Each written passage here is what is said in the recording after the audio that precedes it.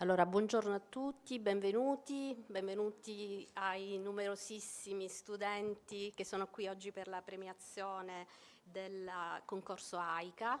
Benvenuti ai rappresentanti di AICA che ormai da anni collaborano con l'Ufficio Scolastico Regionale per l'attuazione di un protocollo d'intesa che nasce come protocollo nazionale, che poi si sviluppa in un protocollo regionale, e per dar vita a questa importante attività concorsuale.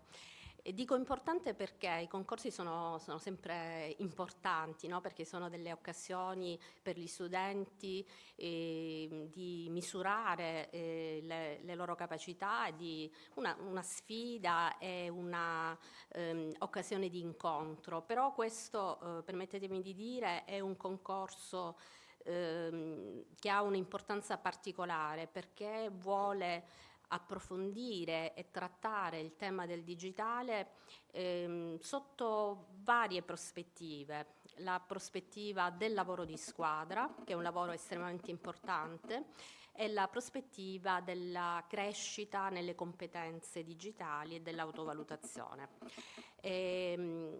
Desidero quindi ringraziare moltissimo ovviamente lo staff dell'Ufficio Scolastico Regionale qui rappresentato e il gruppo di lavoro che si è concentrato su questa attività concorsuale, ma ringraziare moltissimo AICA.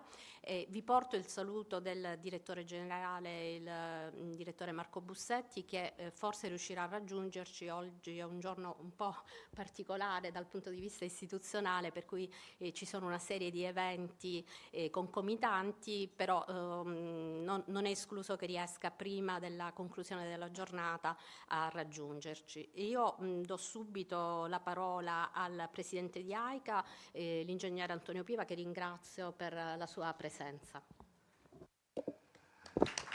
Grazie.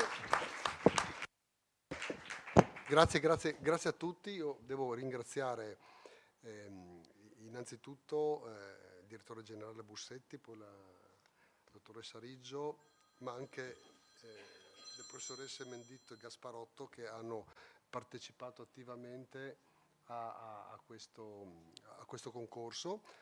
Ovviamente ringrazio anche il generale Garro, che ci ha aiutato prima a fare l'accordo a livello nazionale e poi con tutti gli USR si fa parte attiva e ci aiuta a organizzare queste cose. Poi abbiamo ovviamente Viola Cadice, che è parte attiva nei concorsi digitali, e poi tutti Angelo Rizzo, eccetera. Sono molto felice di essere qua oggi perché ho rivisto un sacco di insegnanti, supervisori che conosco, perché io, essendo di Udine, seguo molto Friuli Veneto da anni, ma ho visto anche i ragazzi. Questi ragazzi io li ho visti perché faccio anche il brutale ispettore ogni tanto e vado nelle scuole a controllare che tutto proceda per il meglio, e difatti loro mi conoscono e avranno sicuramente timore della mia presenza oggi qua, visto che mi hanno conosciuto come l'ispettore cattivo che arriva dentro a controllarli. Comunque, a parte questo, vi ringrazio tutti di aver partecipato a questo concorso. Spero che vi è piaciuto partecipare al concorso? Bene, bene. Poi siete insomma fra i vincitori e quindi avrete sicuramente qualche premio da parte di AICA e da parte dell'Ufficio Scolastico Regionale. Aggiungo che vorremmo darvi, cosa che forse avete già visto, diamo l'assessment delle competenze digitali per tutti i moduli dell'ICDL, e quindi potete provare a vedere a che punto siete rispetto, diciamo, allo standard della certificazione, ma in più avrete tutte le video lezioni dell'ICDL, ma anche dei nuovi moduli sulla cyber security, in particolare anche sull'intelligenza artificiale, che è un nuovo modulo che è appena uscito, e quindi potete, attraverso i vostri docenti, ovviamente anche tutti i docenti avranno tutto questo, in modo che potranno utilizzarli nelle loro lezioni per divulgare le competenze digitali all'interno degli istituti. Io avrei finito, ringrazio veramente tutti della presenza e direi che possiamo andare avanti. Penso che sia, poi sarà lei a... Grazie. Grazie.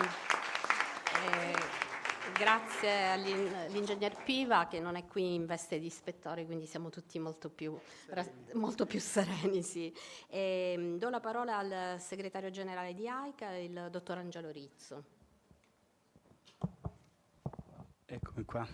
Io mi alzo perché mi viene più semplice, mi sento sempre nel ruolo di docente, molti sono colleghi, per cui da questo punto di vista insomma mi allineo a quello che spesso e volentieri è l'attività che facciamo in classe. Io parto dal fatto che i concorsi digitali sono ormai da anni uno dei simboli chiaramente dei servizi che mettiamo a disposizione in AICA, ma in particolare questo è un concorso molto diverso rispetto agli altri, perché è stato rinnovato. Tutto nasce da un lavoro di gruppo attraverso il gruppo dell'ufficio scolastico regionale. Diciamo, usiamo un termine da partita di calcio, capitanata dalla dottoressa Riggio, che ci ha messo a disposizione un gruppo veramente, dico volenterosi, professionisti, perché la dottoressa Gasparotto con l'Angela Conte, che ha lavorato lo scorso anno, eravamo io e il generale, abbiamo detto, dobbiamo fare qualcosa di diverso. Ed è in realtà il concorso diverso rispetto a tanti altri concorsi che abbiamo sviluppato. È la prima volta che ci approcciamo in maniera, come dire, educativa, formativa e non solo elargitiva. L'idea era quella di mettere a disposizione non solo degli alunni, ma anche del gruppo dei docenti, degli strumenti che potessero far emergere quelle che sono le competenze, un po' il talento, perché spesso e volentieri emerge anche il talento nell'uso dello strumento digitale. Siamo nell'era dell'intelligenza artificiale, come dicono in tanti, lo diciamo anche noi e lo dico anch'io, cioè bisogna cavalcare l'onda non perché dobbiamo cavalcarla, ma perché non possiamo fare a meno di strumenti. Pensate se dovessimo ritornare all'era del trasporto con il cavallo, con la carrozza, non possiamo farne a meno.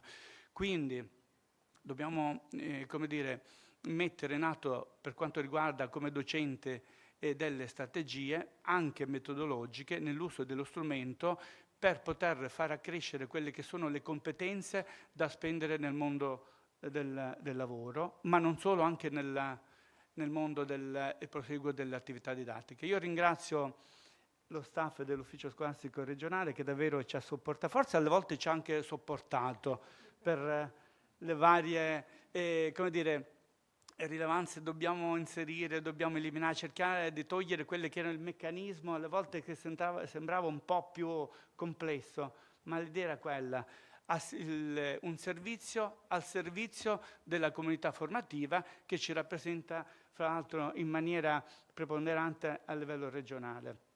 Io ringrazio invece altresì tutti i docenti che hanno messo a disposizione i loro studenti e che hanno, penso di sì, dal momento che sono stati anche vincitori, hanno apprezzato quello che abbiamo messo in campo, e davvero vi auguro un buon proseguo con le nostre possibilmente certificazioni che potete spendere nel mondo del lavoro e della formazione. Grazie molte.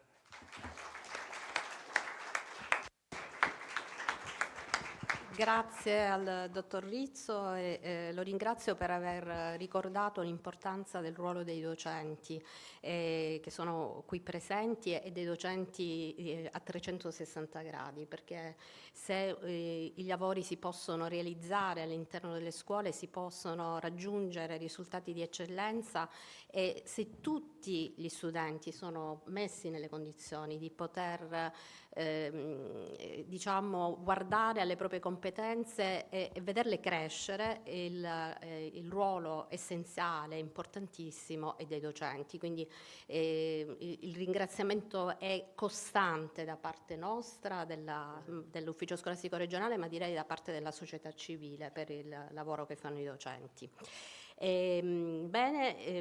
Adesso il dottor Tiberti, responsabile CDL Italia, ci parlerà dell'importanza oggi delle competenze digitali e del valore delle certificazioni digitali. Grazie.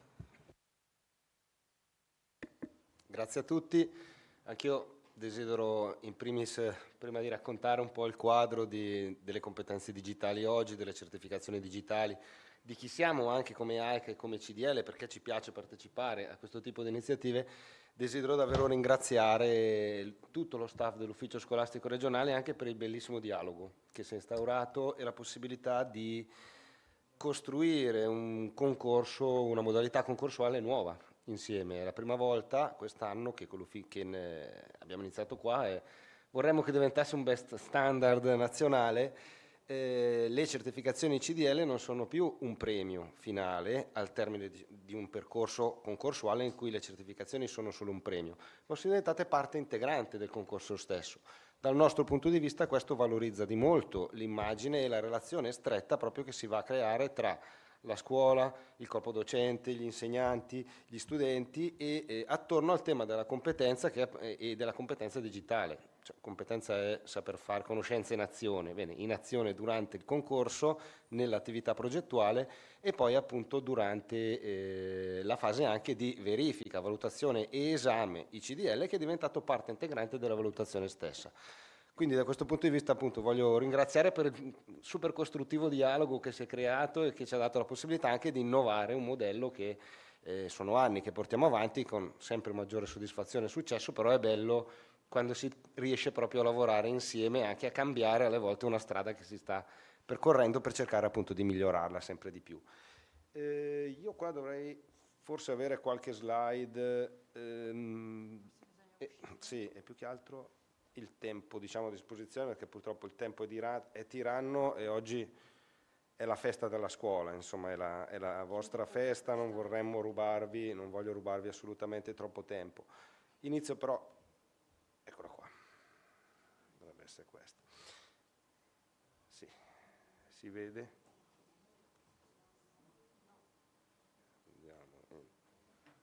Ok, il tema è il contributo di CDL alla società digitale. ICDL è il nuovo nome di quella che una volta si chiamava ECDL, la patente europea del computer. Sta per International, perché è forse uno dei pochissimi standard, ci piace sempre raccontarla questa cosa, che nasce in Europa e si diffonde nel mondo. In genere noi importiamo standard e prodotti, passatemi in termine, forti dall'estero, in genere dagli Stati Uniti, da altri paesi. È uno dei pochissimi casi in cui un'idea nata in Europa è nata con una buona parte anche in Italia, appunto il fondatore, l'inventore delle CDL era un italiano, erano 3 persone, ma un italiano ci ha messo il carico da 90 per farla nascere, è appunto una delle pochi casi in cui un'idea nata in Europa si è diffusa nel mondo. Il contributo che ICDL ha dato alla società digitale, secondo me, si può benissimo riassumere in questa immagine qua, che riporta. Si parte da un floppy disk, che probabilmente molti di voi ragazzi non sapete neanche più cosa sia ormai, un floppy disk, 1996 ad oggi 17 milioni di persone nel mondo, è un dato che già il numero parla da solo, 17 milioni di persone in tutto il mondo, in 140 paesi nel mondo, hanno iniziato un percorso di certificazione. In Italia, in Inghilterra, in Francia, così come in Cina, Hong Kong, in Africa, un passaporto delle proprie competenze digitali che vale in tutto il mondo. Questa è probabilmente la maggiore all'atto pratico contributo che ICDL ha dato alla cittadinanza digitale. Perché parlo di cittadinanza digitale unitamente alle competenze? Perché questa immagine, scusate, vediamo i 150 paesi nel mondo in cui è presente ICDL che vi citavo prima.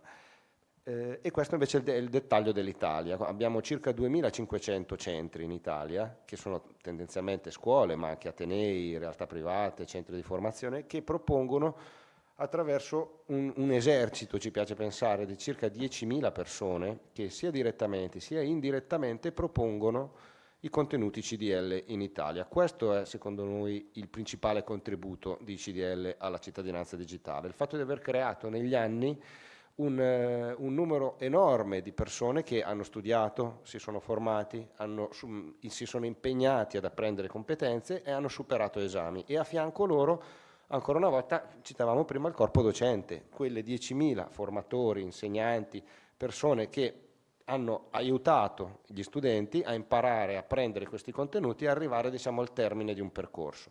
In Italia sono circa 2 milioni e mezzo le persone che hanno conseguito una certificazione, quindi l'Italia rimane uno dei paesi al mondo col maggior tasso di penetrazione di CDL. Questa immagine dà un po' l'idea di cos'erano le competenze digitali ieri, cosa sono oggi e perché una volta ci chiamavamo ECDL e oggi ICDL. La differenza non è solo nella E e nella I, da European a International, ma è proprio sul tema di fondo. Se le competenze digitali l'Europa nel 2006 le definiva come dimistichezza d'uso, cioè saper utilizzare praticamente un computer, saperlo accendere, spegnere, saperci girare un po', quello era già sufficiente perché era già una rivoluzione all'epoca. Oggi, anzi dal 2018 ad oggi, il concetto di competenze digitali è quello significa digital literacy. Cosa significa? Il punto cardine non è più l'utilizzo del computer, saper smanettare, parlando in maniera semplice, ma il fatto di saperlo fare in una maniera responsabile, di sapere cosa stiamo facendo. Il computer, il cellulare, il tablet, internet sono una risorsa, un'opportunità grandissima, sono alla base della rivoluzione di oggi, della rivoluzione digitale, di tutto quello che sta arrivando. Prima il nostro segretario diceva cavalcare l'onda, giusto, dobbiamo cavalcarla l'onda anche perché sennò non possiamo esserne sommersi, l'onda arriva delle grandi evoluzioni che porta il digitale. Bene, dobbiamo essere consapevoli di quello che delle opportunità che offre e anche parallelamente dei rischi che questo presenta. Questo concetto è esattamente il tema in inglese si chiama digital literacy. Ecco perché ICDL ha cambiato nome, è passato da ECDL, che era European Computer Driving License, quindi patente europea del computer, e la logica era quella di ti insegno a guidare una macchina, a accendere un computer, a farlo funzionare. Bene, oggi non basta più accendere la macchina e salirci a bordo. Bisogna imparare a guidare in maniera responsabile in un contesto complicato. È scontato che uno utilizzi un computer, un cellulare, uno smartphone, un tablet. Bene, bisogna saperlo usare in una maniera responsabile. L'esempio della patente è proprio quello. Prima si insegnava a guidare, oggi si insegna a guidare in una maniera responsabile. Appunto, l'uso legittimo e consapevole è assolutamente diverso dall'utilizzo, dal creare e fruire semplicemente di informazioni digitali. Vado veloce, il concetto di digital literacy l'ho già espresso, però fondamentalmente con la cittadinanza digitale porta con sé qualche sfida anche che dobbiamo affrontare. La sfida dell'inclusione, la sfida delle competenze, la sfida della responsabilità e dei valori. Cosa significa? Significa che la società digitale corre. Tutti i giorni abbiamo un tasso di connessione, di evoluzione, di crescita del digitale incredibile e che ci pone delle sfide delle competenze. Dobbiamo aggiornarci, dobbiamo comunque saperne un po' di più se vogliamo vivere pienamente la cittadinanza digitale, della responsabilità, dobbiamo sapere cosa stiamo facendo e anche i rischi a cui noi o altri facciamo correre. Il caso del cyberbullismo è il caso classico. Spesso, e si vede dalle ricerche, le persone che mettono in atto degli atteggiamenti di cyberbullismo magari sono inconsapevoli del danno che generano all'altra persona e anche dei rischi anche legali, penali che i loro genitori, la scuola stessa incorrono, proprio per un tema di mancanza di responsabilità e di conoscenza. L'altro tema è il tema dei valori. Anche nella società digitale dobbiamo comunque continuare a portare avanti i nostri valori, i valori in cui crediamo. Queste sono le 4 aree della famiglia di proposte CDL: Digital Citizen, il livello di entrata, diciamo appunto quelle competenze di base per poter appunto cominciare a muoversi nella società digitale. Digital Student, tutte le proposte rivolte specificatamente al mondo della scuola.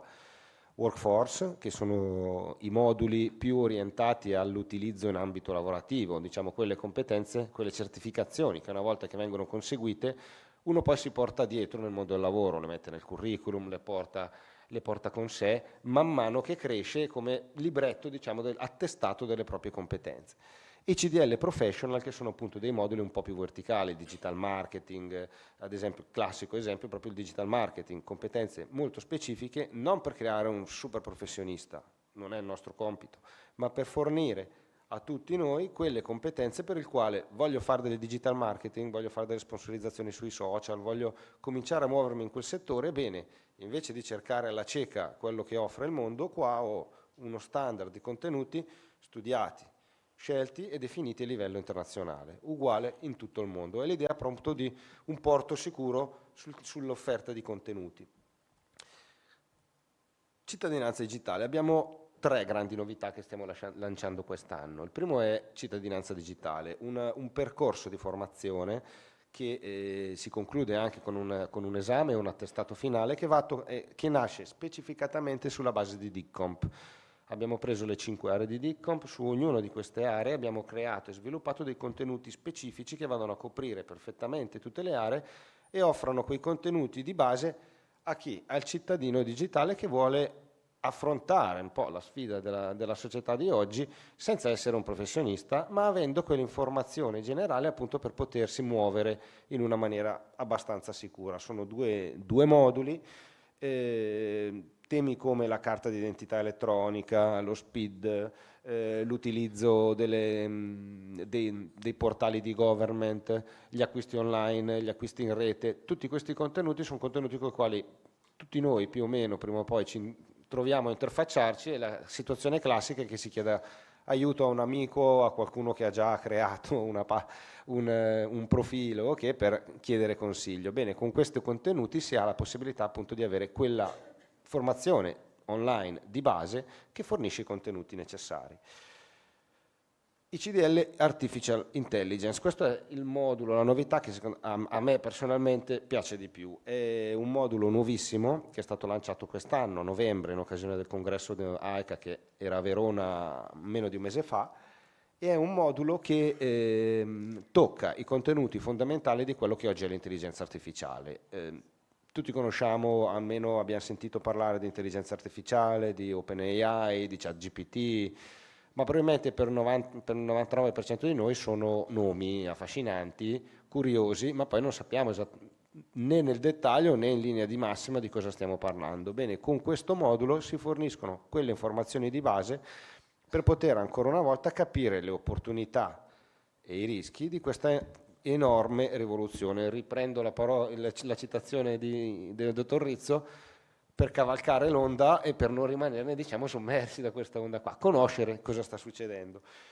E è esattamente incrociato al tema della cittadinanza digitale. Non si può essere cittadini digitali responsabili che affrontano le sfide della cittadinanza digitale se non si ha anche un'infarinatura, una competenza di base, ma comunque abbastanza approfondita, di quello che è oggi l'intelligenza artificiale. Questo tipo di certificazioni è una certificazione che nascono, come tutte le certificazioni CDL, in Europa, a Dublino, dove c'è la casa madre, diciamo, di CDL, una fondazione senza scopo di lucro che definisce e propone contenuti che poi vengono riproposti a livello mondiale. Queste certificazioni si chiamano Insights, che in inglese significa illuminazione, idea, proprio perché non hanno lo scopo di fornire competenze tecniche approfondite, ma quegli elementi di base che possono accendere, come si vede in questa immagine qua, no? AI illuminato, accendere la lampadina, la curiosità, la voglia di capirne di più su un determinato argomento. Ci sono vari ambiti, dalla blockchain al cloud computing, ai big data. Abbiamo scelto come AICA, proprio anche perché ci confrontiamo con le scuole tendenzialmente, di portare in Italia e di cominciare anche a proporre anche all'interno dei concorsi, delle opportunità che mettiamo a disposizione, il modulo AI, proprio perché è quello che probabilmente anche nella scuola avrà come tecnologia un impatto più diretto rispetto ad esempio al cloud o al blockchain, che sono forse aspetti un po' più tecnici. Questo nuovo modulo appunto è disponibile da novembre e si può rivolgere, diciamo, al mondo degli studenti, al mondo anche dei professionisti, quindi studenti oggi ma professionisti di domani che vogliono approfondire un po' di più questo tema, così come a cittadini in genere interessati a conoscere meglio questo ambito. Non entro poi nel dettaglio dei contenuti, dei sillabi e tutto, ho qua eventualmente qualche approfondimento, volentieri ve lo lascio, poi magari se volete fare un salto al nostro stand vi facciamo anche provare esperienzialmente l'assessment e le altre opportunità che mettiamo a disposizione, ma questo modulo, così come tutti gli altri moduli, hanno da quest'anno un'opportunità formativa didattica molto interessante e molto utile che, e qui ricito il Presidente, citava all'inizio, ci pregia e siamo molto contenti di mettere a disposizione di tutti i partecipanti ai concorsi digitali. Quindi non solo voi classi che avete vinto, ma anche a tutte le classi che si sono iscritte ai concorsi digitali metteremo a disposizione quello che noi chiamiamo la piattaforma di assessment. È una piattaforma che è totalmente online, funziona sui computer, così come sui tablet, in prospettiva anche sui cellulari, che che contiene sia video lezioni dedicate per ognuno degli argomenti dei sillabi. Quindi diciamo l'insegnante ha la possibilità di avere un menu, un repertorio molto approfondito, molto ampio di tutti i contenuti di tutti i sillabi delle certificazioni CDL, oltre a un sistema di assessment, l'abbiamo chiamato, che può essere fatto più volte da parte del candidato. È molto utile, abbiamo visto questo sistema, perché permette di fare una valutazione ex ante all'inizio. Noi facciamo sempre vedere una slide in cui questa qua, no? Il gattino che si guarda e si vede Leone allo specchio, perché verifica le misure, le tue competenze. Se dicessimo chi ne sa un po' di T-Security, io tranquillo, so proteggermi, ok, fai il test, fai 30 domande, i dati li abbiamo estratti oggi di tutta la serie di test fatti, bene, i risultati sono spesso sono gattini che si credono leoni, ma perché? Perché se ci si misura, si vede davvero la differenza, effettivamente ci si rende anche conto di quanto si è indifesi a volte e che, perdonatemi il termine, un po' irresponsabili forse nell'utilizzo, e in questo senso come AICA, che siamo appunto un'associazione che fa cultura, divulgazione delle competenze digitali, ci pregia e ci piace mettere a disposizione degli istituti scolastici questo servizio che permette di fare una valutazione prima. Il gattino si crede leone e si scopre tigrotto, mettiamola così. Bene, poi abbiamo tutti i materiali online di formazione che permettono di approfondire questi contenuti. Poi il ruolo dell'insegnante e del docente è fondamentale, chiaro, i contenuti ci sono, ma senza il traino, la spinta dell'insegnante magari non si arriva in fondo. Bene, al termine è possibile fare un altro assessment, alla fine verificare la differenza tra il prima e il dopo, e nel grafico che si riporta vi è esattamente la linea dello stato iniziale, valutazione ex ante, valutazione diciamo in itinere la formazione e valutazione ex post con i risultati raggiunti. È uno strumento molto utile per capire appunto quanto spesso si pensi di sapere, invece su questi ambiti non si sa. Questi contenuti sono ovviamente disponibili anche per tutti i moduli CDL, compreso anche l'intelligenza artificiale. Il tempo è tiranno, andrei avanti per delle mezz'ore a raccontarvi in dettaglio, però oggi è la festa, la vostra premiazione, quindi con piacere insomma vi ringrazio, e comunque se volete poi fare un salto al nostro stand là, vi facciamo provare questo servizio che comunque vi mettiamo a disposizione. Grazie.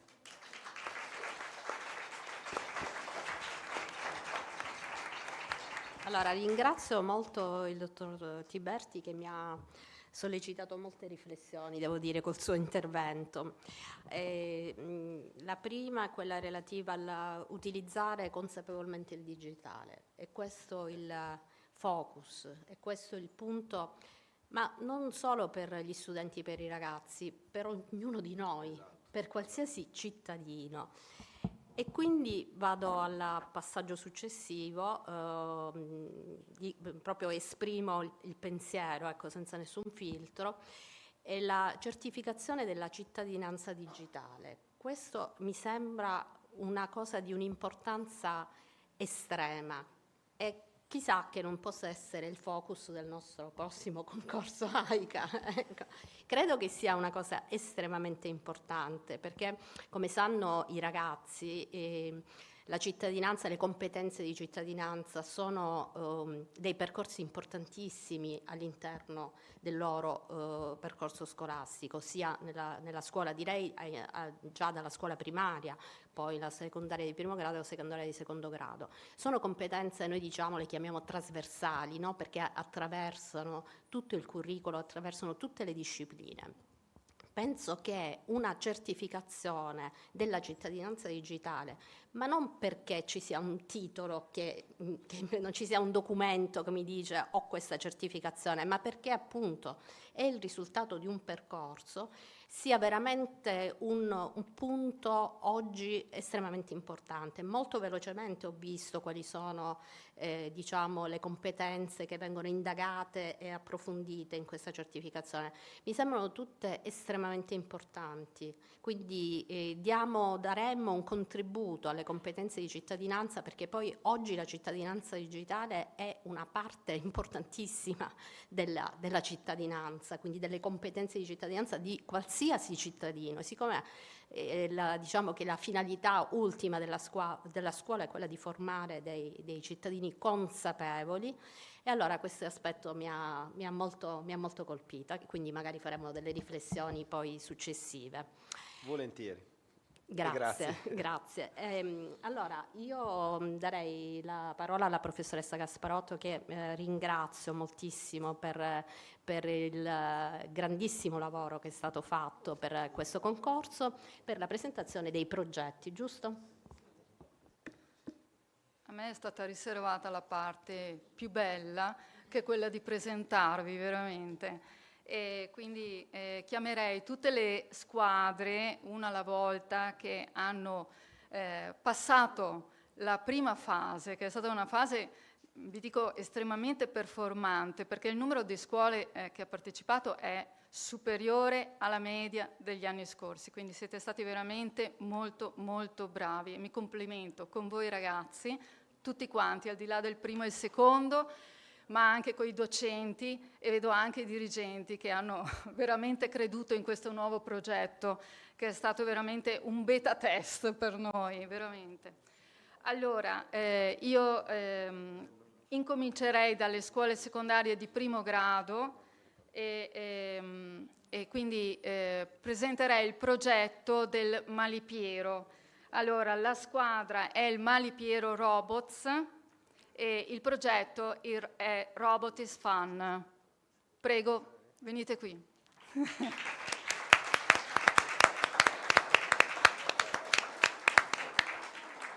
Allora, i componenti sono Paramento Greto, Calignano Achille, Negretto Mattia, Bonaccin Filippo, Micheletto Davide, Zangrando Andrea, Cecchetti Raniero, Paolon Nicola, Biasi Michele, Massari Francesco. E spero di non essermi dimenticato di nessuno.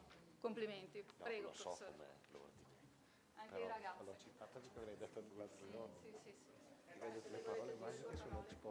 Allora, ringraziamo moltissimo di essere qui e di aver avuto questa ottima opportunità, e soprattutto appunto per i ragazzi e anche per i docenti. Io in particolar modo sono contento, nel senso che in queste esperienze con i ragazzi ho sempre avuto modo, diciamo, di mettere in pratica quello che credo che sia il metodo più efficace a scuola, cioè il metodo della collaborazione, del lavorare assieme e soprattutto del far fruttare la creatività dei ragazzi. Gli strumenti che abbiamo a disposizione sono infiniti e questi che abbiamo usato sono quelli che secondo me sono più efficaci proprio per dare la massima potenzialità ai ragazzi, alla scuola e alle famiglie ovviamente anche, che sono incluse in tutto questo. Il progetto, nel progetto abbiamo previsto di utilizzare appunto strumenti abbastanza facili, reperibili facilmente, quindi schede elettroniche tipo Microbit, Arduino sostanzialmente, programmi di coding come Scratch, cose ormai diffuse da anni che però hanno sempre il loro, diciamo, fascino e riescono sempre a essere nuove pur essendoci da molto tempo. Abbiamo fatto degli incontri con i ragazzi dove appunto abbiamo pensato, creato, inventato robot, macchine, abbiamo inventato delle gare di macchine, eccetera, proprio per farli crescere con l'idea del famoso pensiero computazionale, il problem solving, le sfide, sempre nel divertimento, diciamo. Nonostante la DAD, c'è stata anche una parte in DAD, c'è stato vari episodi, diciamo. Bene. Allora, vediamo Sì. Avete costruito assieme? Hai costruito anche tu un video? Aspetta, riesci Lanciamo. a lanciarlo? Facciamo Alt F4, si usa fare, no? Ottimo. Dov'è che lo Adesso. Allora, se vuoi anche commentarlo. Beh, lanciamo. Questo qua è il nostro, sì. Sì, vai. Si commenta da solo.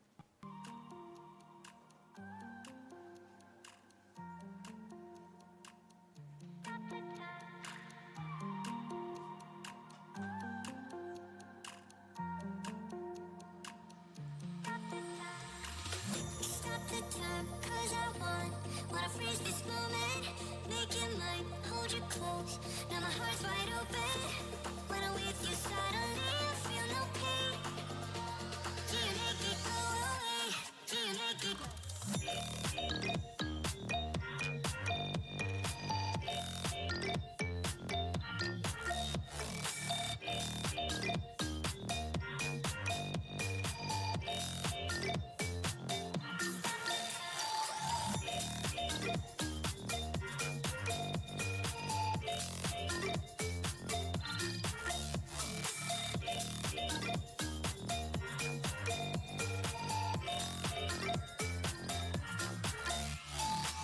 Stop the time, 'cause I wanna freeze this moment. Make it mine, hold you close. Now my heart's wide open. When I'm with you, suddenly I feel no pain. Do you make it go away? Do you make it? Do you make it go away? Do you make it? Do you make it go away? Do you make it? Do you make it go away? Do you make it go away?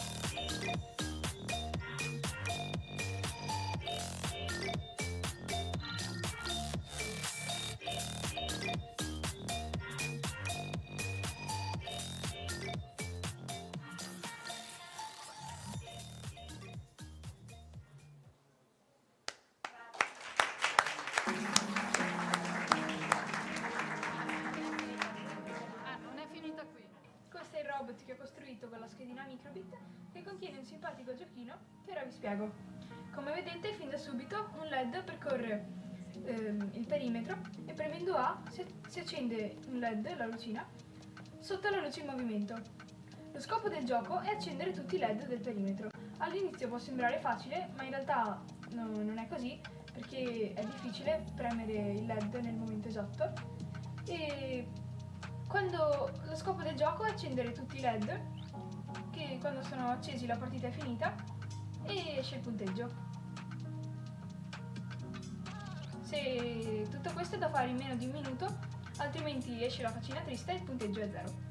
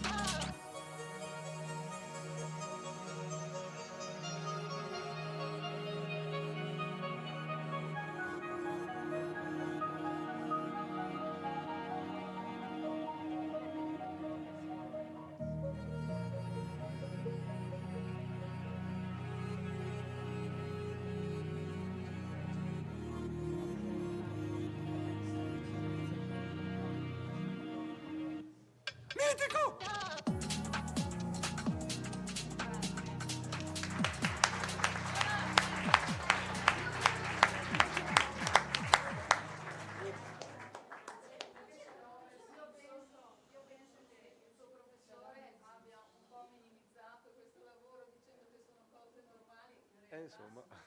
E in realtà questo è stato un lavoro che tu hai definito come? Abbastanza difficile, nei creatori dell'arte la cosa più difficile è a tagliare.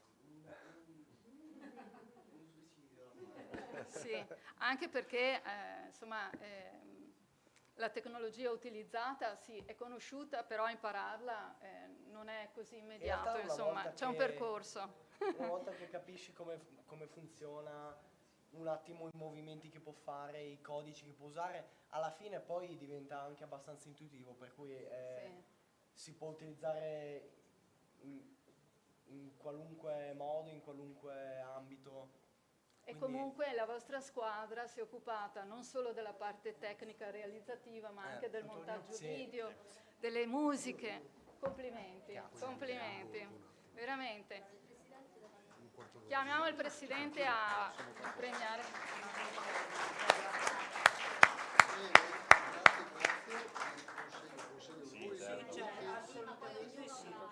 Complimenti, facciamo vedere al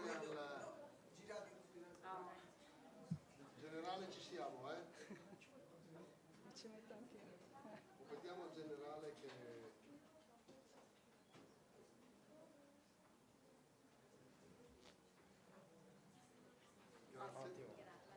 Complimenti. Grazie. Sì. Pronto? Non so come funziona. E ci sono anche gli attestati. Allora, gli attestati vengono dati ovviamente per tutti i componenti della squadra, quello è appunto l'attestato complessivo, questo per tutti i ragazzi. Grazie, grazie a voi.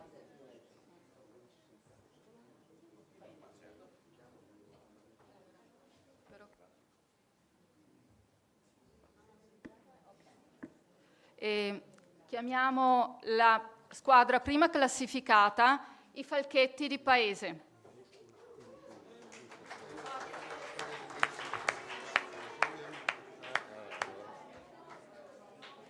Ecco, la squadra dei Falchetti si presenta in forze.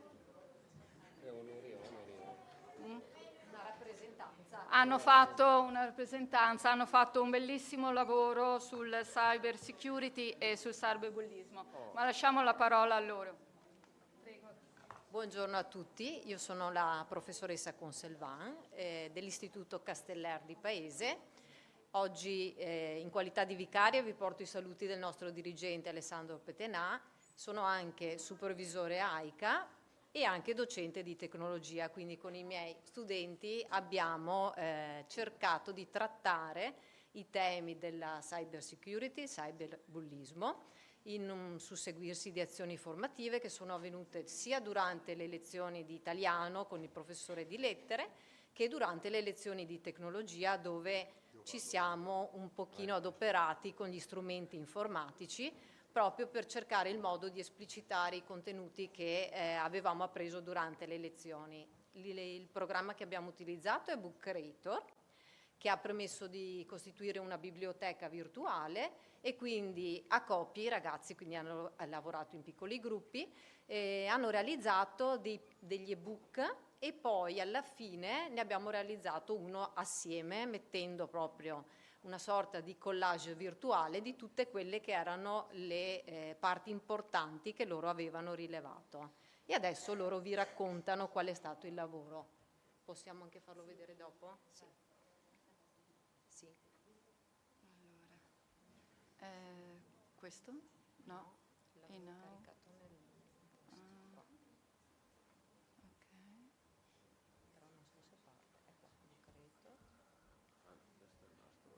Eccolo qui.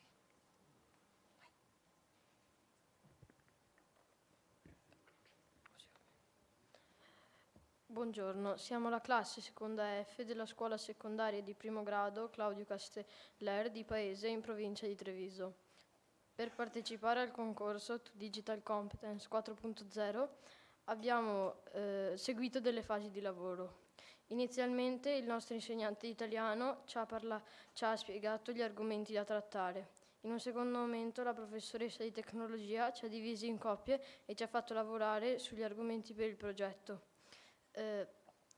Ogni coppia ha creato un libro digitale con le informazioni acquisite. Abbiamo utilizzato un'applicazione appunto chiamata Book Creator Infine la professoressa di tecnologia ha assemblato ogni lavoro ed è uscito il lavoro che abbiamo portato al concorso.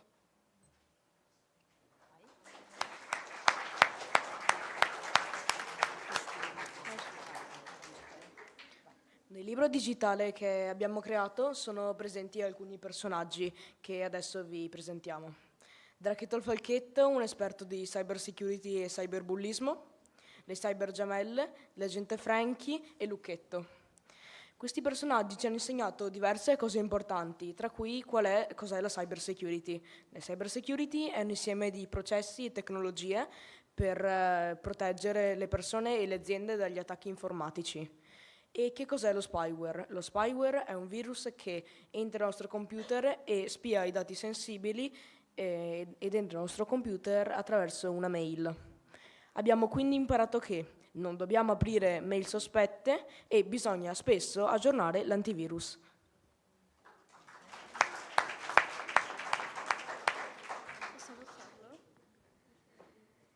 Abbiamo inoltre imparato che il phishing è una truffa utilizzata da persone malintenzionate che spingono gli utenti a rivelare password, numeri di carte di credito e altri dati sensibili. Oppure mandano mail false con un link da cliccare che portano a siti disonesti.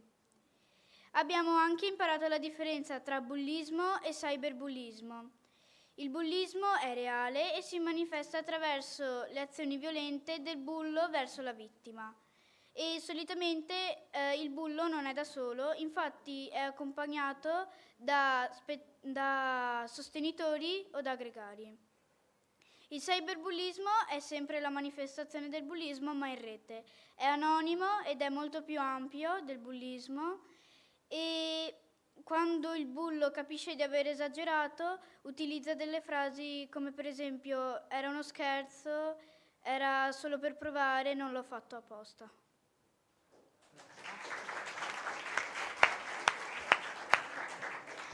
Invece, leggendo il manifesto della comunicazione non ostile scritto nel 2016 dall'Associazione di Trieste Parole Ostili, abbiamo trovato elencati 10 principi di stile utili a migliorare il comportamento di chi sta in rete o sui social. Abbiamo capito che tutto ciò che è virtuale è reale e quindi devo dire e scrivere solo quello che ho il coraggio di dire anche di persona. Troppi sono oggi i leoni da tastiera e gli haters. Inoltre, il principio numero 7 ci ha insegnato che condividere è sempre una responsabilità. Grazie.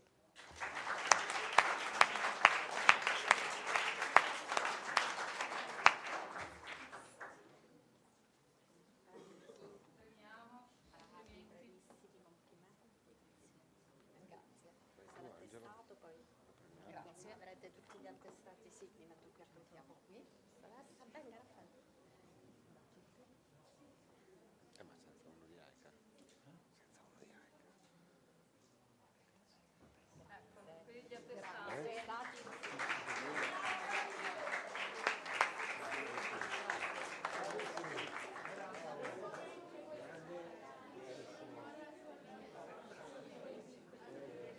Sì. Questa era la categoria più giovane del concorso, molto bravi, e adesso saliamo alle scuole secondarie di secondo grado che abbiamo suddiviso in biennio e in triennio, anche perché il triennio tante volte è specializzato proprio nei corsi di informatica, quindi abbiamo voluto proprio distinguere il biennio, okay, con una formazione in genere base, tradizionale in tutte le scuole, dal triennio che invece è più specializzata. Ed ecco che chiamiamo l'Istituto Scalcerle di Padova, okay, che con questo progetto si è classificato e ha avuto poi la possibilità di affrontare anche gli esami CDL. Qui abbiamo una rappresentanza.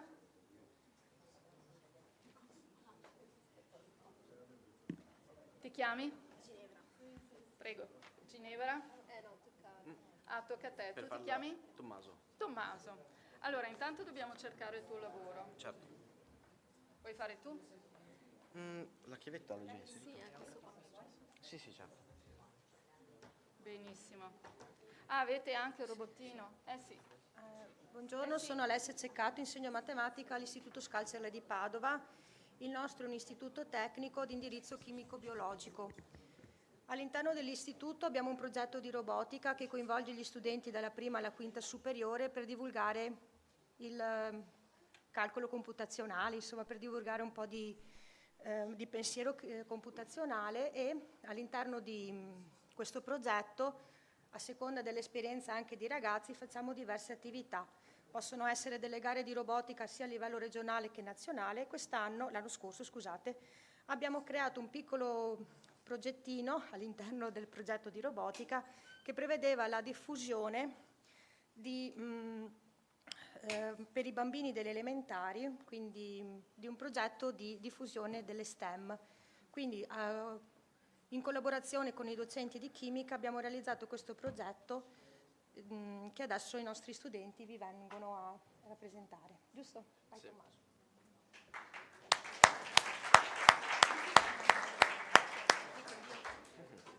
Allora, in questo progetto abbiamo i nostri compagni di robotica.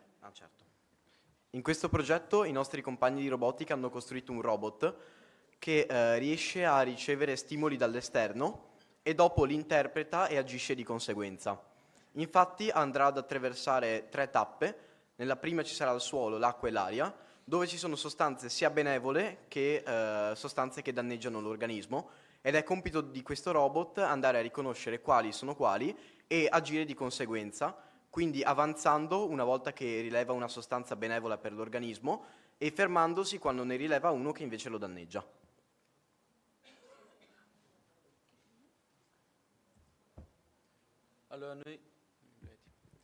Allora noi abbiamo cercato di costruirlo nel modo più simile a una persona, quindi la testina che sarebbe...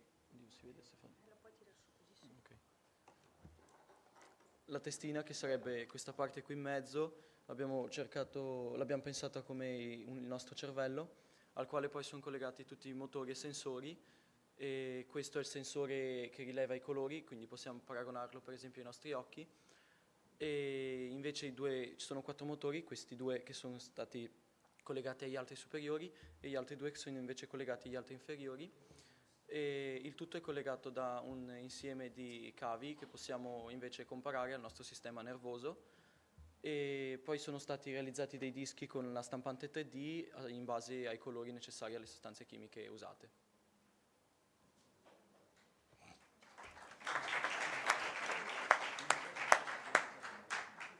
Il nostro robot, come già detto, attraverserà 3 tappe. Nella prima andrà a analizzare dei micro e macronutrimenti necessari per l'organismo e degli ioni presenti nel sottosuolo che invece sono dannosi per esso. Nella seconda andrà ad analizzare dell'acqua, che è sia potabile in alcuni casi che inquinata e quindi con alterazioni di acidità in altri. E infine nella terza tappa andrà a vedere l'aria, quindi sarà esposto a raggi solari oppure a raggi UV ad alta intensità, quindi dannosi per le cellule del nostro organismo. Allora, per quanto riguarda la parte di chimica, abbiamo suddiviso il progetto in 3 tappe, appunto come è stato precedentemente detto, la prima inerente al suolo, la seconda all'acqua e la terza alla luce. Nella prima parte ci siamo concentrati su una reazione chimica con l'idrossido di potassio, cioè di sodio, dove abbiamo potuto identificare gli ioni metallici in base all'idrossido formato e che si precipitava. Nella seconda parte abbiamo utilizzato le cartine tornasole per identificare il pH dell'acqua, più o meno basica o acida, mentre nella terza abbiamo esposto il robot alla luce UV e alla luce dello spettro visibile. Nel primo caso appunto il robot riconosceva l'impulso dall'esterno che era dannoso per la vita, e nel secondo invece avanzava proprio perché aveva capito che la luce dello spettro visibile la permetteva. Quindi nella prima tappa il robot viene messo a contatto con dei macro e micronutrimenti e degli ioni. In questo caso abbiamo ioni di calcio 2+, ferro 2+, ferro 3+, e rame 2+. i quali il nostro robot andrà ad analizzare una volta miscelati con l'idrossido di sodio, che crea un precipitato difficilmente solubile in acqua e che ha un colore specifico per ogni ione che abbiamo. Quindi il nostro robot può andare a riconoscere il colore del nostro idrossido e quindi andare avanti di conseguenza o fermandosi a seconda se il colore è adatto alla vita oppure no. Nella prima immagine possiamo vedere invece il nostro foglio plastificato dove abbiamo messo 2 gocce di reagente e 2 gocce di ione per andare a formare i nostri idrossidi. E il robot si è mosso solo con gli idrossidi di ferro 2+, e calcio 2+, dato che il calcio è una sostanza necessaria per l'organismo allo sviluppo di muscoli, ossa, denti e al coagulare del sangue. È talmente importante che nel nostro organismo deve trovarsi in decimi di grammo, mentre il ferro 2+ è una sostanza indispensabile per l'organismo perché si trova legato all'emoglobina ed ha funzione di legare l'ossigeno per trasportarlo dai polmoni ai tessuti di tutto il nostro organismo. Allora, per quanto riguarda l'acqua, come detto prima, il robot viene esposto a 3 diversi campioni ed è importante sapere che l'acqua non è una sostanza pura, ma all'interno ha vari sali come quelli di magnesio, sodio, potassio e bicarbonati. E il problema è che appunto non essendo una sostanza pura ci possono essere delle altre sostanze che la inquinano, ovviamente non visibili ad occhio nudo, e che conferiscono all'acqua un pH acido, basico o neutro. E appunto noi utilizziamo il pH come parametro per identificare l'acidità o la basicità di una soluzione che andiamo a prendere in questione. In questo caso noi abbiamo con la cartina tornasole identificato le differenti basicità e acidità dell'acqua. Nel caso la cartina tornasole fosse rossa, il robot capiva che la sostanza era acida e quindi ovviamente non poteva avanzare. E blu la sostanza era basica, ad esempio la candeggina, quindi con un pH maggiore di 7, mentre se era verde era una sostanza neutra, quindi il robot ovviamente la collocava come una cosa buona per la vita e avanzava.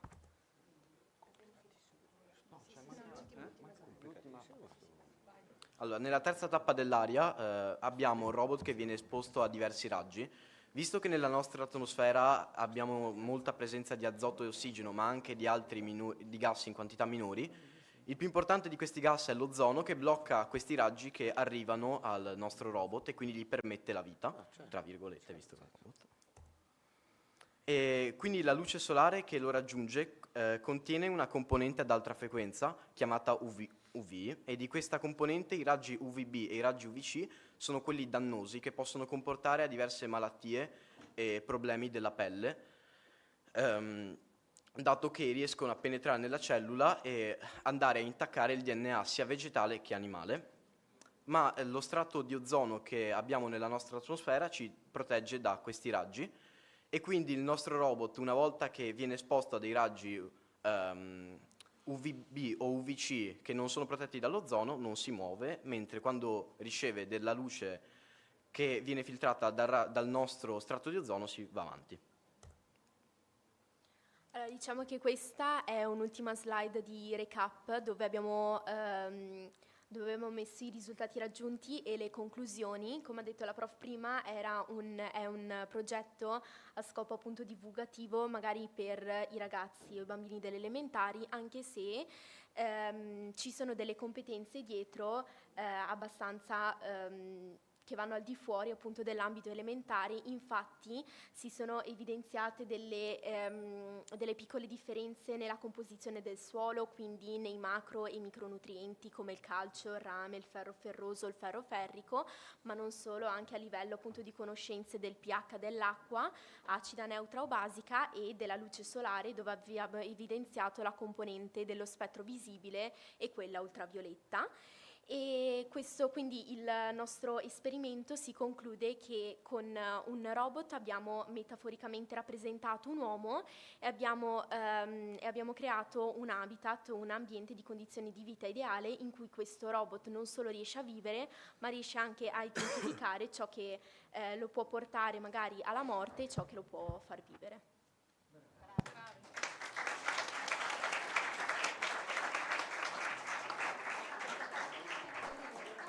Grazie per la dettagliata spiegazione, complimenti veramente. Premia il dottor Tiberti. Complimenti. Ecco.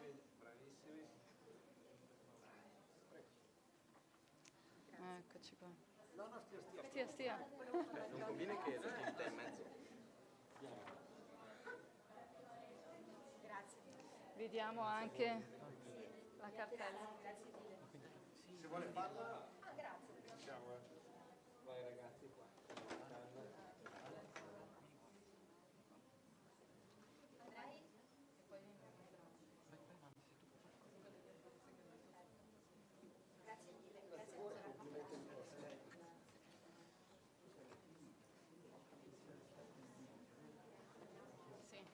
E adesso chiamiamo i primi classificati delle scuole secondarie di secondo grado, il biennio, e abbiamo Luigi Einaudi di Verona. Giochiamo in casa qui.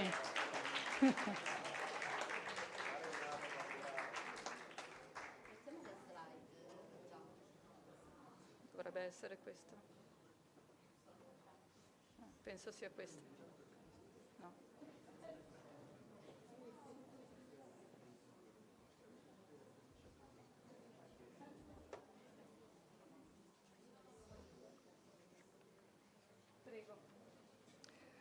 Buongiorno, sono la professoressa Ottaviani Maria Grazia, sono insegnante di informatica di questi ragazzi che però ho lasciato perché ormai loro sono in terza, sono supervisore referenti CDL per il mio istituto.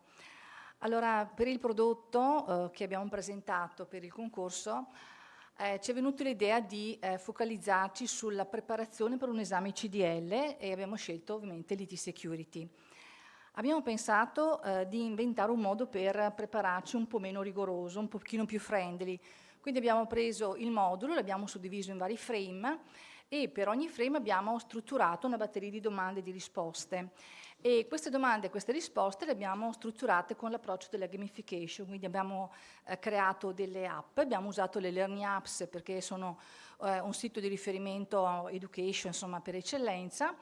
E quindi poi abbiamo costruito con il PowerPoint, quindi era finalizzato anche alla preparazione e il sostenimento dell'esame appunto ICDL PowerPoint, un ipertesto. Quindi abbiamo una sequenza di slide molto semplici su cui sono presenti dei pulsanti interattivi che vanno ad aprire, diciamo, delle app. Di interessante c'è che queste app hanno varie format, quindi cruciverba, quiz, e hanno il correttore, quindi c'è un approccio all'apprendimento interessante che è l'autoregolazione, cioè lo studente senza la supervisione dell'insegnante si può esercitare e ripetere in base al proprio esito. Ecco, possiamo quindi vedere, un'idea, perché no, dare uno spunto per inserire all'interno dei materiali in preparazione, quindi oltre ai simulatori e gli ebook, qualche kit di gamification per rendere più anche ludico il momento della preparazione all'esame stesso.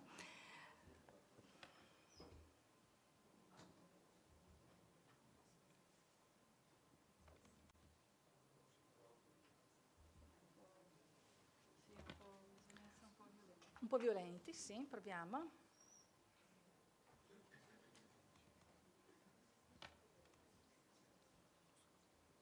Vediamo un po' perché non parte. Ah no, c'è già sotto. Ecco qua. Allora do il pulsante ai miei studenti, prego. Buongiorno. Come ha detto la nostra professoressa, ci siamo focalizzati a rendere non solo interessante ma anche divertente l'aspetto dello studio, appunto creando dei giochi di diverso tipo.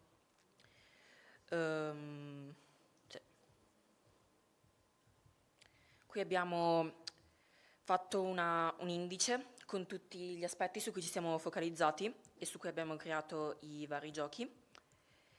E sì, questo è il primo gioco.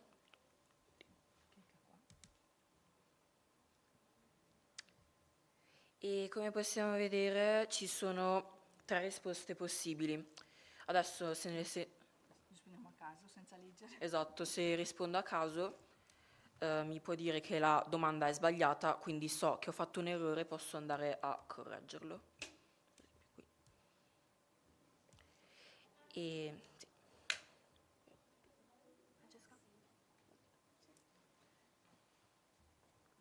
Poi qui c'è la presentazione dei malware e vari aspetti sui malware, e qui c'è il secondo gioco che appunto si apre nello stesso modo e più o meno il concetto è sempre uguale, quindi 3 risposte possibili e insomma posso provare con varie risposte, se la sbaglio posso cambiare e riprovare, ecco. Okay. Poi abbiamo fatto l'argomento della sicurezza. Aggiungo che la domanda non è singola, ma sono 10 domande Sì, in sono 10 sequenza, domande, sì. le facciamo vedere nelle diverse parti del modulo. No, faccio... Sì, ne vediamo un'altra, però sono tutte strutturate così poi. Questo invece era sulla sicurezza in rete, e quindi sempre lo stesso tipo di gioco.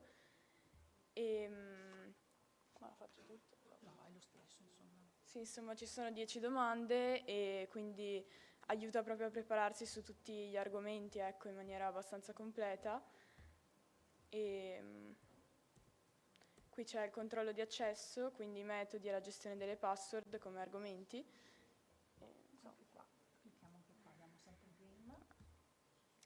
Qui c'è un altro gioco ed è diverso, cioè l'impostazione è un po' differente e ci sono 4 risposte e insomma ti permette di fare dei vari punteggi e questo è uno singolo, ecco.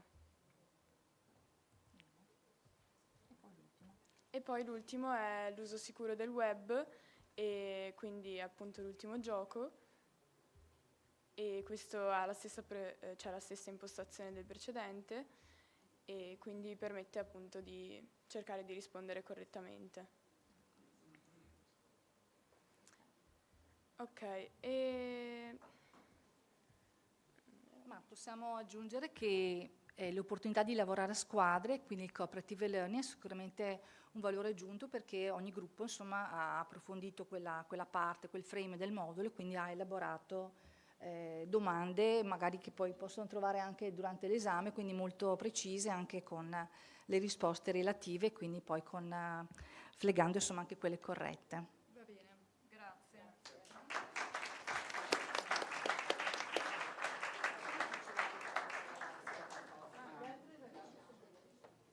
A me l'onore di consigliarvi l'attestato, parto dalla docente, complimenti. Grazie. Complimenti ragazzi, chi è il capo, la capa? Complimenti, chi è? Matteo il capo. Matteo, l'unico? L'unico maschito. Ok, allora ti metto nel mezzo, se volete. Sei tu il capo?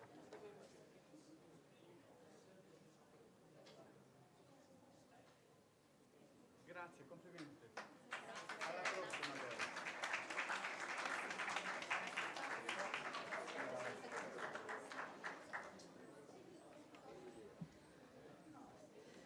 E adesso passiamo al triennio. Qui di poco mi sbaglio di scuola perché ci sono state 2 squadre della stessa scuola che hanno veramente combattuto una contro l'altro. E voi sapete, i progetti sono tutti e 2 molto molto di alto livello, però sapete che in tutti i concorsi c'è un primo e un secondo e poi c'è la media tra il progetto, il punteggio del progetto e la media dei punteggi raggiunti nel superamento degli esami CDL dei ragazzi.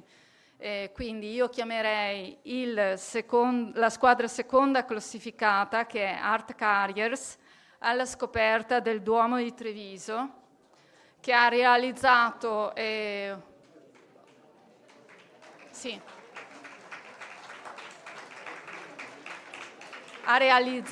proprio una rappresentazione del Duomo di Treviso. Qui abbiamo il piacere di avere anche il professor Gianni Trombetta e il dirigente scolastico che veramente ha promosso e ha capito il valore di questo concorso, che vede non solo il progetto ma anche la possibilità di certificare le competenze. Grazie infinite. Professor Trombetta. Sì. Buongiorno a tutti, intanto grazie per averci ospitato, perché per noi è una bella occasione e un orgoglio anche di essere qui per condividere questa esperienza. È un lavoro di squadra, è un lavoro di team, non solo come gruppo studenti, ma è un lavoro che è stato fatto in modo assolutamente interdisciplinare. Più discipline qui potranno concorrere e lo potrete anche voi rivedere, sono chiaramente informatica, arte, italiano, inglese, perché abbiamo anche sia la lingua italiana che la lingua inglese, che quindi nei vari dialoghi quindi viene proposta. Cosa posso aggiungere? È sicuramente un lavoro di altissimo livello, lo noterete. Utilizziamo strumenti assolutamente gratuiti, quindi per chi conosce un po' il web, JavaScript. C'è una libreria, adesso magari lo diranno i ragazzi, che consente di fare reading 3D, quindi è una libreria thread.js che è scaricabile gratuitamente. Il sito è fondamentalmente ha una duplice valenza, sia come lavoro, come ho già detto, ma soprattutto anche come fruizione per chi magari vorrà magari andare nel link che poi magari renderemo noto del nostro liceo, e per chi vorrà quindi visitare sia il Duomo che poi vedremo anche il lavoro che è stato premiato maggiormente come la Cappella degli Scrovegni. Lascio alle mie studenti il compito chiaramente di dettagliare maggiormente la parte esplicativa. Sì.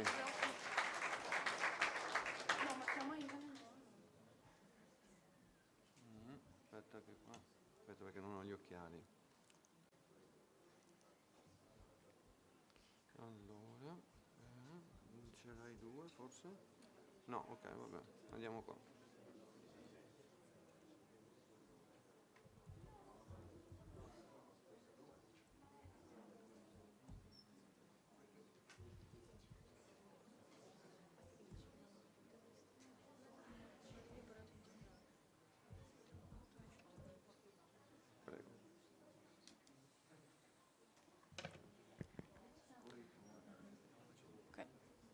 Buongiorno a tutti, siamo 10 ragazzi dell'Istituto Secondario di Secondo Grado, Liceo Duca degli Abruzzi, e innanzitutto volevamo ringraziare tutti quanti per questa opportunità e in particolare i nostri professori che hanno dedicato anche il loro tempo scolastico ma anche extrascolastico per aiutarci in questo progetto. Il nostro progetto comprende l'ideazione e lo sviluppo di un sito in HTML composto da diverse pagine in cui appunto vengono approfonditi vari aspetti storici, architettonici e artistici del Duomo di Treviso, uno degli edifici principali della nostra cittadina. Abbiamo inoltre deciso di realizzare un'applicazione che è capace di proporre una visita virtuale all'interno del Duomo, anche con l'ausilio appunto di visori 3D che abbiamo programmato personalmente. Questo progetto che è nato da una nostra riflessione sulla tendenza appunto dei residenti nella provincia di Treviso ad ignorare i capolavori storici che custodisce. Infatti noi ragazzi ci siamo resi conto svolgendo questo lavoro di quanto poco sapessimo di questo edificio, che è uno dei più importanti della nostra città. Infatti quanto spesso sentiamo ragazzi giovani lamentarsi di voler andare all'estero, di non essere soddisfatti del nostro paese e quindi la nostra riflessione si è incentrata sulla convinzione che la maggior parte delle persone che non apprezza la nostra nazione non sia effettivamente a conoscenza del patrimonio artistico e culturale che questo meraviglioso paese ha da offrire. Siamo dunque partiti da un edificio non troppo famoso, spesso non apprezzato molto da noi residenti come meriterebbe, e abbiamo pertanto pensato fosse un bel regalo per i nostri concittadini realizzare un sito internet capace di spiegare, meravigliare e valorizzare questa piccola chiesa, che è un patrimonio e vanto sicuramente per tutti noi residenti. Per questo abbiamo messo in campo tutte le nostre conoscenze a 360 gradi, ci siamo dedicati a sviluppare un progetto informatico capace di comprendere non solo aspetti tecnici di grande valore come la possibilità di navigare attraverso le opere d'arte, ma anche contenuti storici ed artistici e non ultimo inserendo anche una traduzione in lingua inglese. Abbiamo riservato un particolare attenzione all'ambito informatico, che è la base fondamentale sulla quale poggia tutto questo progetto. Crediamo infatti che questo settore rappresenti il futuro della nostra generazione e in quanto tale debba avere una rilevanza sempre maggiore. L'informatica, infatti, se usata bene, è il migliore mezzo di comunicazione ad oggi possibile, che permette di sfruttare elementi e risorse impensabili fino a qualche tempo fa, diciamo. E noi, con questo progetto, volevamo proprio evidenziare la storia e le opere d'arte del nostro territorio in formato smart.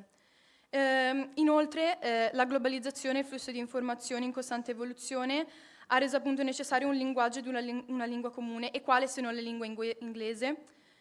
Diciamo che questo idioma ormai è usato e preso come linguaggio comune internazionale e ci consente di comunicare in modo efficace e semplice in tutti i paesi del mondo, trasmettendo informazioni e conoscenze specifiche di un territorio. Per questo motivo nel nostro progetto abbiamo voluto inserire anche opportune traduzioni in lingua, per fare in modo che il nostro lavoro potesse in qualche modo essere capito ed apprezzato anche da visitatori stranieri che, diciamo, sempre più spesso visitano e si innamorano della nostra piccola e meravigliosa cittadina. E niente, questo è il sito. E questa è la parte appunto in inglese. Ci sono queste pagine dove parliamo della storia, di dove si trova il Duomo, la descrizione, le relative opere. Abbiamo dedicato una parte anche alla cripta e al battistero. E dopodiché c'è l'applicazione che si può scaricare appunto per Windows e Mac e anche con i visori 3D che purtroppo non abbiamo oggi, però siamo riusciti a programmare anche dei visori in 3D, diciamo, oltre che all'applicazione.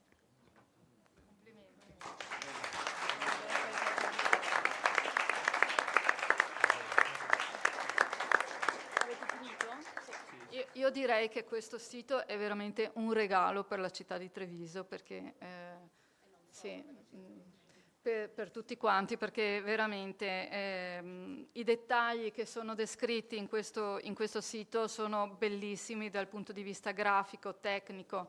C'è un'armonia, una passione per la propria città che è veramente incommiabile. Grazie.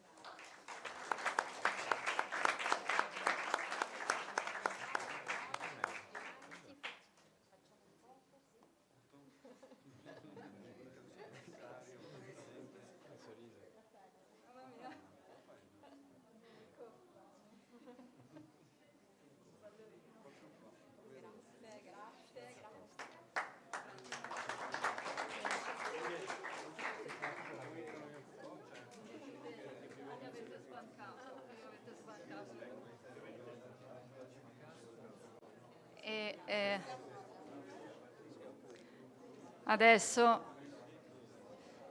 stessa scuola, Duca degli Abruzzi di Treviso, ma un progetto diverso, una realtà immersiva che ci permetterà di esplorare la Cappella degli Scrovegni.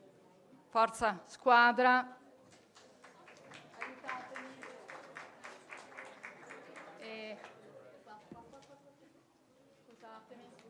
Scusate, la squadra digitalizzando la Cappella degli Scrovegni, un'esperienza immersiva. Grazie. Li nomino: Bandiera Sara, Bozza Aurora, De Lazzari Alessandro, Diotallevi Nicolò, Frassennetto Francesca, Lamca Ivan, Martinelli Benedetta, Moro Tommaso, Taddei Ginevra, Vanin Emma. Grazie. Era già pronto una volta il sito. Ma non tolto. Aspetta un attimo che vediamo un po'. E basta cambiare la partina. Sì. La parte del link.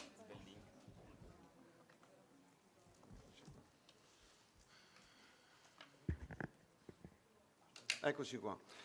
Questo è il lavoro che sicuramente è il più elevato dal punto di vista anche delle applicazioni utilizzate come messaggio, come trasporto, come interdisciplinarietà, come valore aggiunto che poi ha lasciato sicuramente, spero, nei ragazzi tra di noi come istituto, come ringrazio chiaramente il dirigente che ci ha portato a questi risultati. È un lavoro di squadra assoluto questo. Questo è un viaggio all'interno di una opera UNESCO unica al mondo.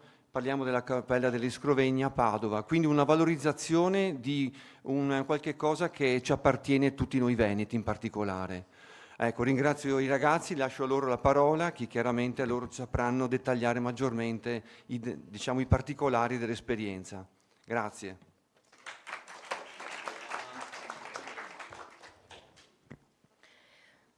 Noi studenti del liceo Duca degli Abruzzi delle Scienze Applicate abbiamo in questi 5 anni unito tutte le nostre forze rielaborando e applicando le conoscenze acquisite. Quando sentiamo parlare di questo indirizzo, a nostro parere non viene mai descritto nella sua totalità. Molto spesso ci si sofferma soltanto sul fatto che cambia una materia rispetto all'indirizzo tradizionale. Ma non è propriamente così. Infatti, tale itinerario di apprendimento, oltre a comprendere lo studio dell'informatica e un approfondimento maggiore delle discipline scientifiche, consente ai suoi studenti di conciliare lo studio delle materie dell'indirizzo, quali matematica, fisica, informatica, chimica e biologia, con lo studio delle materie umanistiche, interscambiandole, dando a noi studenti l'opportunità di approfondire una grazie all'altra. Tale indirizzo, di fatto, fonde perfettamente la conoscenza scientifica, l'abilità pratica e tecnologie, permettendo a noi studenti di esplorare e sfruttare appieno le potenzialità del digitale. La maggior parte dei nostri progetti si basa su tale principio. La ricostruzione 3D della Cappella degli Scrovegni, infatti, è frutto della coesione di diverse discipline quali storia dell'arte, informatica, italiano, inglese e storia. Al giorno d'oggi l'informatica emerge come una disciplina dinamica e in continua trasformazione, sottolineando la sua rilevanza nell'adattarsi alle sfide sempre nuove e nel plasmare il panorama tecnologico in modo sostanziale e significativo.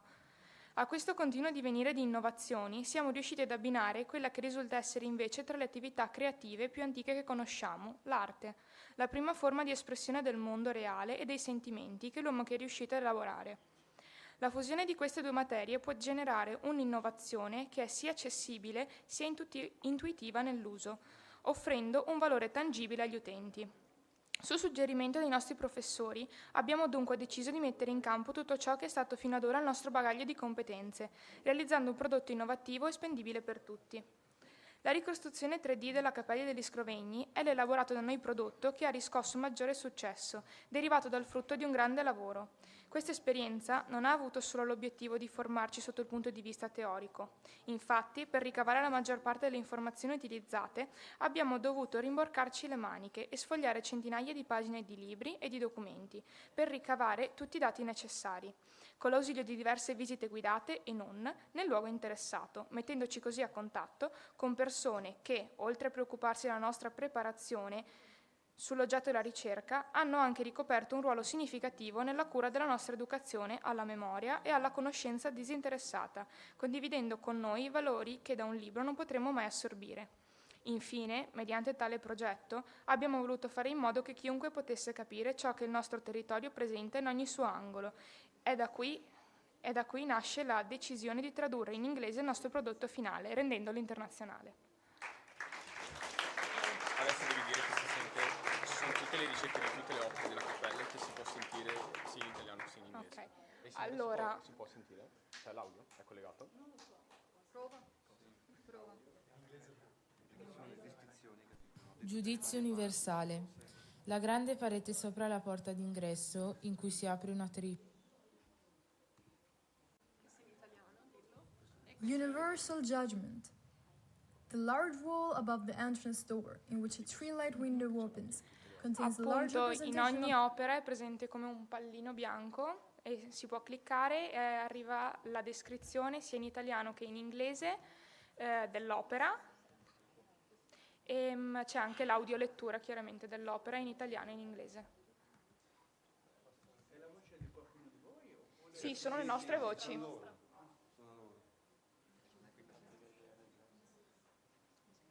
Qualche dettaglio tecnico? Qualche dettaglio tecnico, basta. No, non so, qualche dettaglio tecnico. Dai, Nel sito web abbiamo usato una libreria di JavaScript che è 3JS per tutte le animazioni che vedete della cappella di questo modello 3D, appunto, cioè ci siamo appoggiati a 3JS. Dopo per la visione 360 gradi della cappella, del suo interno, anche questa qui abbiamo usato 3JS e questa qui in pratica è un'immagine panoramica della cappella, in cui noi siamo... Come? No, questa immagine in particolare l'abbiamo trovata online. È un'immagine panoramica che noi abbiamo diviso in 6 parti e queste 6 parti le abbiamo composte per formare appunto un cubo. Perché questo nel codice... Queste sono 6 immagini quindi che ruotano con un cubo. All'interno del codice, qua noi siamo all'interno di un cubo e ogni faccia del cubo ha appunto un'immagine. Ed è per questo che sembra che noi siamo in una sfera. Quante ore di lavoro? Tantissime. Cioè non saprei neanche quantificare. Sì, ottimo, madonna. E poi su ogni opera appunto abbiamo messo un pallino in cui se lo schiacciamo appunto c'è tutta la descrizione dell'opera. Se lo rendete disponibile ai turisti avete milioni di visualizzazioni. Personalmente io l'ho programmato insieme al mio compagno Tommaso Moro. Ecco.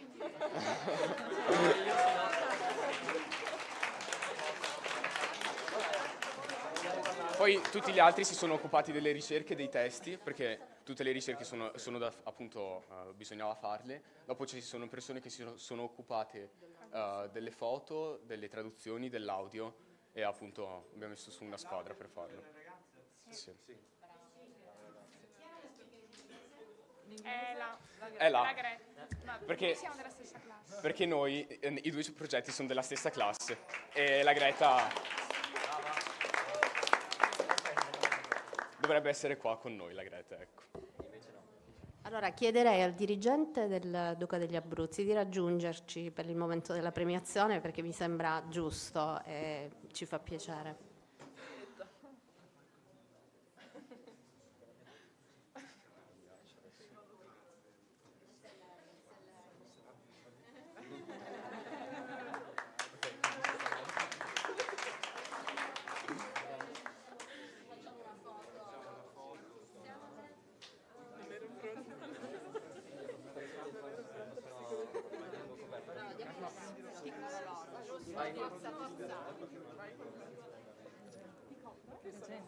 Ci siamo? Sì.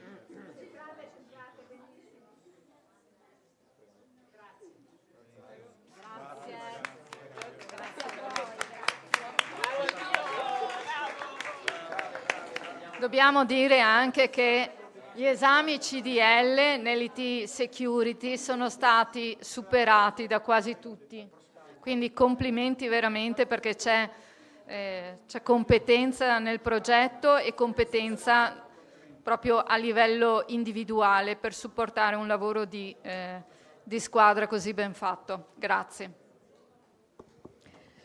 Allora, è una delle poche volte in cui mi dispiace concludere un evento, devo dire la verità. Ringrazio tantissimo i ragazzi, siete stati straordinari e come al solito abbiamo imparato qualcosa tutti da voi e quindi queste sono delle occasioni veramente privilegiate. Ringrazio AICA per il supporto che è importantissimo che ha dato e che continuerà sicuramente a dare alle prossime edizioni. Cercheremo di crescere anche noi, diciamo, le vostre osservazioni, le vostre riflessioni ci servono per anche ripensare al concorso in una visione anche migliorativa, se possibile. Va bene? Quindi siete, come dire, voi per noi uno stimolo a fare di meglio, sempre per le scuole, per gli studenti. E ringrazio il dottor Tiberti che è stato con noi fino alla conclusione della Grazie giornata. a voi, è stato un piacere. Piacere reciproco e continueremo ovviamente a collaborare. Ringrazio i dirigenti scolastici, i docenti che sono qui presenti. Congratulazioni, c'è da andare fieri di questi ragazzi, veramente. Grazie, viva la scuola!